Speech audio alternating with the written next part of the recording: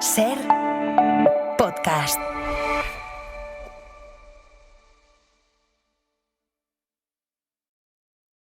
Hola, buenas tardes. De la misma manera que es aconsejable contar a 10 antes de soltar cualquier barrabasada o pensar un poco antes de, por ejemplo, lanzarse a poner un tuit, creo que resulta también muy importante, pero mucho, aportar datos fidedignos que sirvan para apuntalar una tesis, la que sea, o para describir un panorama. La verdad es que el caso que hoy nos ocupa lo tenemos, no por suerte, sino por desgracia muy fácil. Y digo por desgracia, porque los datos sobre violencia de género son tan abrumadores que aún no entiendo cómo hay personas o partidos o instituciones que niegan la existencia de este fenómeno, de esta lacra. Hoy abrimos la ventana mirando a un asunto tremendo, el de las agresiones sexuales, agresiones muy mayoritariamente a mujeres, hablamos de más del 85% del total, que se han disparado casi un 70% en 5 años y que contienen en el último informe del Ministerio del Interior un apartado concreto que a mí me parece horroroso.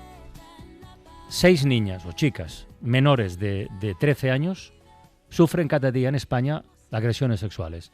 Y los agresores, 1 de cada 10, son chicos de entre 14 y 17. En fin, con estos datos, lo que decía, no hace falta esforzarse mucho para concluir que tenemos un problema, que seguimos teniendo un problema y que el negacionismo en este terreno, negacionismo anclado en un machismo rancio y recalcitrante, tiene consecuencias claramente nefastas. Es lo que hay. Luz Sánchez Mellado, buenas tardes. Hola, buenas tardes. Marta del Vado, Isaías Lafuente, buenas tardes. Hola, buenas tardes. Allá. Hoy teníamos que invitar sí o sí a Marina Marroquí, educadora social, especialista en violencia de género y autora de Eso no es amor, 30 retos para trabajar la igualdad y Eso no es sexo, otra educación sexual es urgente. Marina, buenas tardes. Hola, buenas tardes. Ya me gustaría invitarte para hablar de otras cosas. La próxima, por favor. Que seguramente alguna de esas otras cosas tendrían conexión con este problema que tenemos sobre la mesa. Muchas empiezan mucho antes de... Estas son las consecuencias de todo lo construido. Pero con lo que tenemos hoy sobre la mesa, que es un informe con datos concretos, eso que comentaba yo, con cifras que te perfila cómo es la realidad. ¿A ti te ha sorprendido que en 5 años haya habido este incremento del 66% de agresiones sexuales? Pues por desgracia, estando con las que se cuentan. Exacto. Por desgracia, estando con la adolescencia cada día, es una realidad que vivo. Lo que necesitamos es que las instituciones den voz para poder que toda la sociedad vea estos datos. Y estás hablando de las que se denuncian. La Fiscalía al final solo tiene datos de lo que llega a denunciarse, pero en violencia sexual sabemos que solo se denuncia el 8% de los casos. O sea, estos datos hay que multiplicarlos por mucho y luego hay unos datos que se consideran un poco tramposos porque al tener una visión, una ventana muy sesgada de la realidad, por ejemplo, hay un dato que da este estudio, que es el porcentaje de desconocidos, que es en la inmensa mayoría. Sí. Eso no es la realidad. Habla, creo que si no recuerdo mal, lo digo de memoria, de un 70% o algo así, de las agresiones sexuales que se cometen por parte de desconocidos, pero es que la realidad es que el 70,6% se produce por parte de conocidos, familiares o amistades cercanas y el 29,4% por parte de desconocidos. ¿Qué pasa? Que como socialmente se apoya más una violencia sexual por parte de desconocidos, consigue denunciarse más. Bueno, es el gran tabú que hemos comentado aquí más de una vez, el de las agresiones sexuales dentro del ámbito familiar.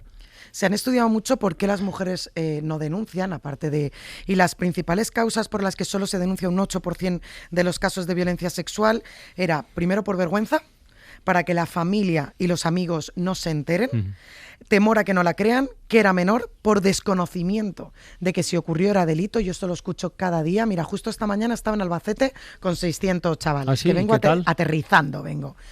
Pues me ha tocado otra vez que explicarle a 3 niñas que te obliguen en el baño cogiéndote de la cabeza a hacer una felación, eso es un delito de violación. Porque en su cerebro, eso dice, qué suerte que no me han violado. Qué suerte que no me han violado después de decirte esta frase. Entonces es muy importante que el sistema policial y judicial se ponga las pilas para sensibilizar y prevenir, porque claro, cuando tú le explicas que en el Código Penal aparece como delito exactamente igual que las violaciones por vía vaginal o anal, se rompen. Si esta mañana te han contado esto. Bueno, la verdad es que, por desgracia, como digo, es cada día. La edad ha bajado muchísimo. Lo que antes, las historias que antes me contaban con 15, 16, 17 años, hoy me las cuentan con 12 y 13. Y esas madres y padres de esas niñas, aparte de, evidentemente, las leyes, las denuncias, la policía, la educación, en la escuela y en los institutos, en casa no se le dice a esas niñas esto es violencia sexual. Claro, se habla de sexo en casa. Es que es un tabú general, porque la inmensa mayoría nunca se lo han contado. La inmensa mayoría de niñas que sufren violencia sexual, que se ha aumentado muchísimo en la última generación. Hombre, las consecuencias son gravísimas, autolesiones, se multiplica por 6 la posibilidad de ideaciones suicidas o intentos de suicidio, y la inmensa mayoría nunca se lo han contado a las familias. Y cuando yo pregunto por qué, la respuesta duele un montón, porque es por no decepcionar a mi familia. ¿Qué van a pensar de mí? ¿Van a pensar que soy una guarra? O sea, es súper importante hablar de esto sin estigmatizar, quitando culpa, pero desde que a lo mejor lo haces de forma automática. Ves las noticias y decías, ¿qué hacía esa niña con 13 años sola en un centro comercial? Y esa frase que nos sale de forma automática, tu hija va a recordarla si le pasa algo. Entonces es muy importante que hagamos ese trabajo en casa de preparar, que a lo mejor no puedes evitar que les pase porque aún esta sociedad es así, pero sí necesitamos que te lo cuenten muy pronto y que se recupere para no pagar un precio tan alto. Perdón. No, aquí hemos hablado varias veces de cómo hacer esto desde casa, ¿no? De cómo, a qué edad, cómo afrontarlo los padres. Pero yo creo que es importante que lo repitamos, Marina. ¿A qué edad es conveniente que empecemos a hablar con nuestros hijos de todo esto? Es que es muy importante. Sexualidad, de agresiones, de todo. Es muy importante. Primero, siempre lo digo, ¿no? Confundimos porno con sexo y confundimos sexo con sexualidad. La sexualidad es un proceso, es un desarrollo natural que tiene que empezar desde la primera infancia. Y esto va unido a lo que pasará después, porque sexualidad es cuando con 1 año y medio ya le enseñas que pues, la vulva o el pene se la lava él con jabón porque es su intimidad. Nadie toca tu intimidad y tú no puedes tocar la de nadie. Y ahí empiezan a construirse las bases. Porque, por ejemplo, si está cómodo o no... ya lo hacemos. Tú cuando entra al cole tu hijo, tú te preocupas de decirle, mira, aunque te estés divirtiendo mucho, si Pepe está llorando en el patio, tú deja de jugar, acércate y pregúntale qué le pasa. El problema es dejar ese agujero negro alrededor del sexo. Es enseñar valores, pero dejar ahí eso como si no existiera. Los niños aprenden que hay cosas que son de mayores. Y tú puedes explicar estos valores y cuando seas mayor también lo vas a tener que aplicar a cuando estés a sola con una persona, cuando quieras a una persona o cuando tengas sexo con una persona. O sea, igual que te puede ver tomar un vino y tu hijo o hija a edades súper tempranas aprende que ella va a beber Aquarius porque no puede beber un vino. No. Entonces, creo que es importante que naturalizar sobre todo esto para que después no haya estas consecuencias de que se pueda normalizar. Porque mira, el porno, dices, ¿cómo puede ser que la infancia, tú en Xvideo, que desde hace 2 años es la página web más porno más vista, ha conseguido destronar a Pornhub, tú pones la palabra adolescente, teen en Xvideo, y te aparecen 5.170.267 resultados. O sea, al final, esta violencia sexual a niñas de 11, 12 y 13 años se está convirtiendo en ese deseo sexual mayoritariamente buscado en páginas web. Y por intentar ver algún lado positivo en estas cifras tan grises, puede ser que el incremento no se deba a que esté incrementándose la violencia, sino a que se está incrementando el número de personas, de mujeres que dicen, efectivamente, estoy sometida a esta violencia. Isaías, yo que tengo la positividad por bandera, Y en violencia de género sí, en violencia de género se ve que cuando más sensibilización se hace, más número de denuncias. Pero en violencia sexual se ha visto incluso un retroceso, porque llevábamos muchos años en el 8%, gracias a la valentía de C, la víctima de la manada, estuvimos ahí 2016 a 2018 denunciando un 12%, pero ahora hemos vuelto a bajar un 8. Ahora se ha normalizado la violencia sexual y, por desgracia, en violencia sexual sigue siendo muchísimo más lo que no se denuncia. No conseguimos romper esa barrera del silencio. Siempre llegamos casi al mismo punto, pero si tuviéramos que fijar un porcentaje, ¿qué tanto por ciento de este fenómeno tiene relación con las redes sociales, con el mal uso de las redes sociales?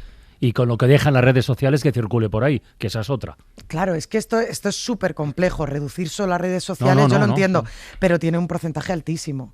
Igual que te tengo que decir que el porcentaje de niñas que sufren abuso sexual hoy, si antes estábamos hablando de un 12, un 15 en nuestra generación, que ya era una barbaridad, 1 de cada 10 niñas de 16 años, yo ahora por sus historias, por el porcentaje de hoy he tenido 600, pon que tenga 500 adolescentes al día. Si yo tuviera que dar una cifra que aún no recogen los estudios, podría decir que más del 60-70% de niñas sufren violencia sexual hoy. Estamos hablando de algo muy general, estamos hablando de algo muy normalizado, y hay redes sociales, pornografía, normalización de la violencia sexual y la falta de educación sexual, y que los adultos no las estamos viendo venir, no estamos actualizados, ni les estamos preparando ni formando, y están pagando un precio insostenible. Los agresores, estábamos hablando de entre 14 y 17 años, ¿son conscientes de que están agrediendo? Sí y no. Sí son conscientes de que eso está mal, de que eso está prohibido, porque si no lo harían en medio de un parque, en medio de una clase, o lo harían... O sea, cuando chantajea, dice que esto no se lo puedes contar a nadie, y lo haces a ocultas en el baño y no en medio de clase, hay una parte de ti que eso sabe que eso está prohibido. El problema es que no es lo mismo el desarrollo cerebral que tienes a los 17 que a los 12. O sea, saben que está prohibido, pero no pueden medir lo grave que es el daño que hacen o las consecuencias que puede tener tanto para la niña como para ellos o socialmente. Oye, Marina, yo le sigo dando vueltas a ese porcentaje que has dado. Es insostenible. Pero esto no puede ser. Es dolorosísimo. Hay mucha gente que lo minimiza y dice que por hablar de sus réplicas a estas cifras, dicen ¿en qué clase vives tú? ¿En qué ciudad vives tú? ¿Qué amigos tienes tú? ¿Qué compañeros de clase tienen tus hijos? Yo llevo 500.000 adolescentes, prácticamente todo en colegios públicos y de punta a punta del país. Quiero decir, de punta a punta del país, insular, peninsular. Es que igual voy a Melilla yo soy como... Entonces, por desgracia... gracias al taller, que al final es muy divertido, pues se atreven a contar lo que no... cosas. Y lo que pasa después de cada taller son pues decenas de mensajes, pues como estos en Instagram que tengo, son incontables. Y al final son sus historias, y yo cuando le llaman generación de cristal, yo te prometo, cuando estoy con ellos les pido perdón. Y le digo, los adultos no tenemos vergüenza. Si os llamamos generación de cristal con lo que estáis sosteniendo, sin que nadie ni nos enteremos, yo creo que estamos fallando mucho como adultos a esta nueva generación. Pues yo quiero añadir algo más, y no es menor, que TikTok se ha convertido desde hace tiempo, y creo que tú lo sabes además, en un terreno abonado para depredadores sexuales. Maldita.es ha realizado una investigación que tiene que haber costado Dios y ayuda sobre la creación con inteligencia artificial de imágenes de niñas y adolescentes sexualizadas, el robo de contenido creado por menores, contenido real en TikTok, y cómo todo este mejunje sirve de plataforma de acceso a la pornografía infantil real y generada con inteligencia artificial. Han identificado 40 cuentas. 40 cuentas que dices no son muchas. Acumulan 1,5 millones de seguidores. Más de 5.000 vídeos generados con inteligencia artificial y casi 4.000 vídeos de menores reales. Con todo este material, lo que supone, en fin. Saludamos a Clara Jiménez, que es CEO y cofundadora de la Fundación Maldita.es. Clara, buenas tardes. Hola. Buenas tardes, Carlos. ¿Qué tal? ¿Cómo está? Oye, lo primero, por pura curiosidad profesional, ¿cómo habéis conseguido todo esto? Porque tiene que haber sido muy complicado, ¿eh? Pues muy laborioso, desde luego. Laborioso sí, complicado no tanto. Nos encontramos una primera cuenta que generaba imágenes sexualizadas de adolescentes con inteligencia artificial, y a partir de ahí empezamos a tirar del hilo y hemos encontrado 40 porque son las que necesitábamos para la investigación, pero si hubiéramos ido buscando hubiéramos encontrado más. Oye, pero TikTok esto lo prohíbe, ¿no? ¿O lo tiene que prohibir en principio o no? Bueno, el tema es que TikTok prohíbe que se distribuyan cuentas centradas en imágenes de inteligencia artificial de jóvenes con atuendos para adultos o con poses o expresiones sexualizadas, o sexualizar o fetichizar a menores reales. Eso es lo que prohíben las normas de la comunidad de TikTok. Nosotros cogimos de las 40 cuentas que habíamos identificado las 15 que nos parecían inapelables, que nos parecía que era evidente que se estaba sexualizando a menores con inteligencia artificial, y las denunciamos utilizando los mecanismos que tiene la plataforma para ello. Nos respondieron prácticamente al instante diciéndonos que no creían que estuvieran incumpliendo sus normas. Apelamos la decisión y al final concluyeron que había una que sí parecía incumplir un poco sus normas, pero no lo suficiente como para retirarla de la plataforma, sino simplemente para retirar la recomendación de sus contenidos, y las 15 cuentas después de esa denuncia seguían siendo visibles, cualquiera podía entrar a ellas y el algoritmo seguía dándoselas a los que buscaban ese tipo de imágenes. Pero hay una ley de servicios digitales, ¿no?, que obliga a evaluar si las funciones y lo que circula por ahí supone un riesgo para lo que sea. Hay una ley de servicios digitales que efectivamente tienen que evaluar si hay riesgos para los menores en lo que la plataforma ofrece a quien busca ese tipo de contenidos y para los propios menores que están en ellas. Nosotros hemos evidentemente ido con toda esta información al equipo que aplica a esa ley en Bruselas y también a los responsables de los países donde están citas, en este caso al DSC de Irlanda, para que inicien una investigación con ello. ¿Se utiliza en estas cuentas material real? Es decir, ¿una imagen de mi hija bailando en un fin de curso puede aparecer en un vídeo de estos? Hay dos tipos de cuentas que hemos identificado. Las que generan con inteligencia artificial imágenes de menores sexualizadas, imágenes de menores en lencería o imágenes de menores comiendo helado, por ejemplo, o dando un masaje con los pies, cosas de ese tipo, que son muy realistas en realidad, que podrían ser niñas reales.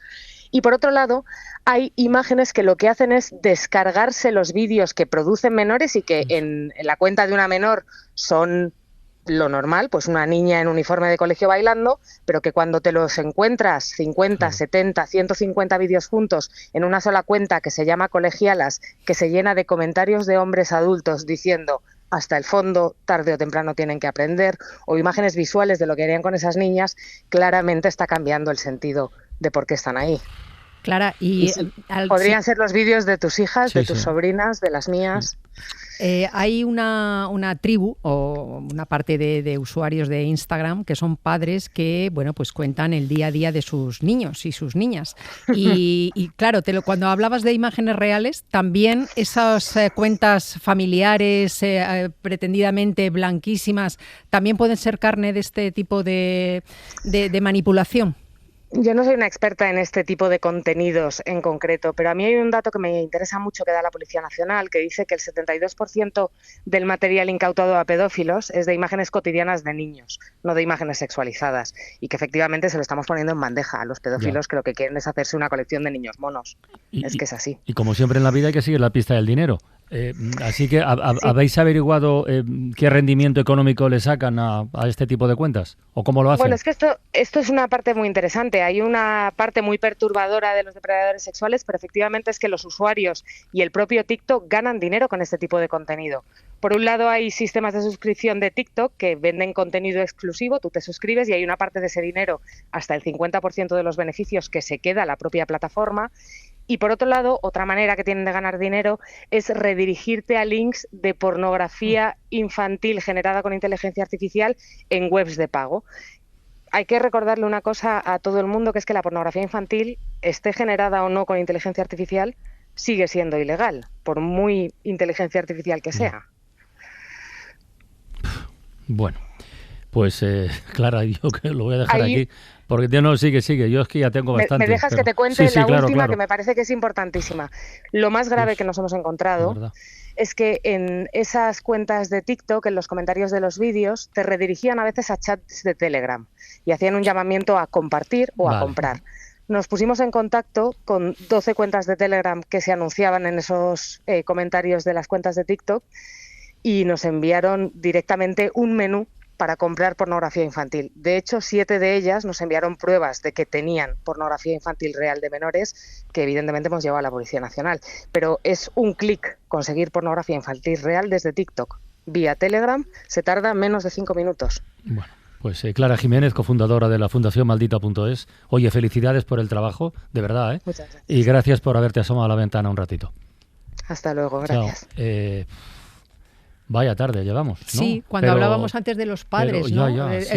Claro, poder tener la confianza y la puerta abierta para contarle a tu madre y a tu padre que has sido o estás siendo víctima de un tipo de acoso de este tipo. Me estoy acordando de la madre de Almendralejo, que se habían generado imágenes por inteligencia artificial de su hija. Sí. Claro, la hija ha conseguido condenas. La hija tuvo la oportunidad o la libertad de poder contarle a la madre.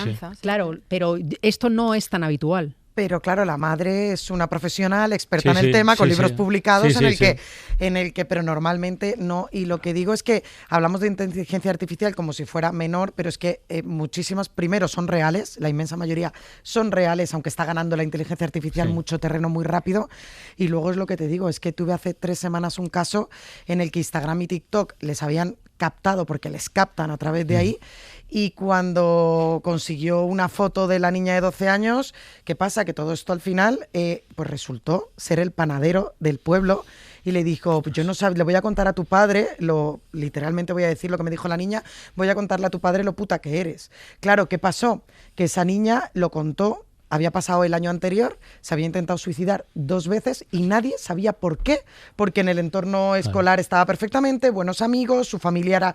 Nadie sabía por qué. O sea, gran parte de muchos problemas de salud mental que en la adolescencia estamos poniendo sobre la mesa, no sabemos que detrás de eso está todo esto. Hombre, si es un cuento de terror, ¿eh? No, es que el problema de esta media hora es que aunque hagamos todo lo que tú nos dices que hay que hacer, aunque se rompa el tabú, aunque se produzca un diálogo dentro del hogar, aunque las chicas tomen conciencia y pongan los límites, y en el caso de que el límite se rompa, se denuncie, aunque se hagan todas estas cosas, después nos encontramos con este otro mundo en el que una foto inocente tomada en un viaje de fin de curso en una playa con una amiga aparece en este portal, en TikTok, bajo el epígrafe colegialas. Ya. Es decir, el asunto es que este negocio sucio va mucho más deprisa de la capacidad que tiene una sociedad como para acomodarse y sobre todo de un Estado o del resto de los estados del mundo para legislar y poner barreras, ¿no?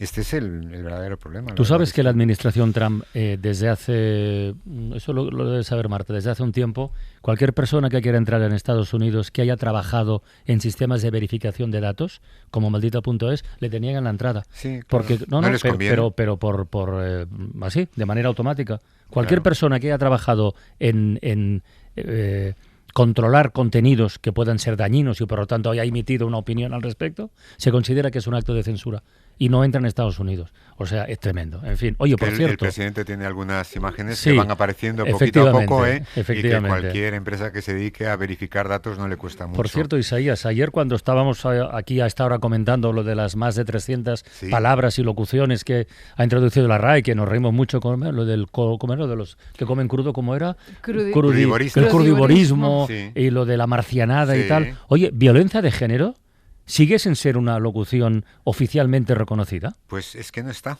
No está. Y es que hace 2 décadas que el gobierno de Zapatero aprobó la ley integral contra la violencia de género.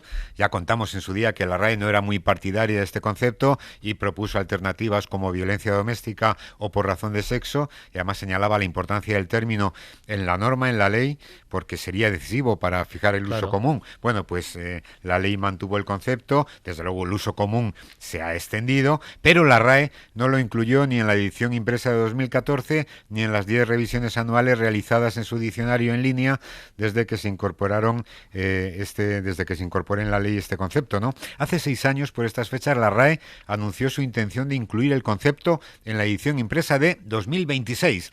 Y la increíble espera se está cumpliendo, aunque cada avance que nos hacen año a año son términos que acabarán en esa edición impresa de 2026, pero violencia de género no. Y lo más increíble es que en estos 20 años de resistencia a incluir violencia de género han incluido expresiones como autodeterminación de género, disforia de género, identidad de género y rol de género. Incluso el diccionario panhispánico del español jurídico recoge y define perfectamente violencia de género. Así que insistimos, nos parece del género bobo que los académicos y académicas sigan teniendo problemas para recoger este concepto en su diccionario oficial. Ya lo dijo el gran Eugenio, ¿eh? Señor, dame paciencia, pero ya. Para no perderte ningún episodio, síguenos en la aplicación o la web de la SER, Podium Podcast o tu plataforma de audio favorita.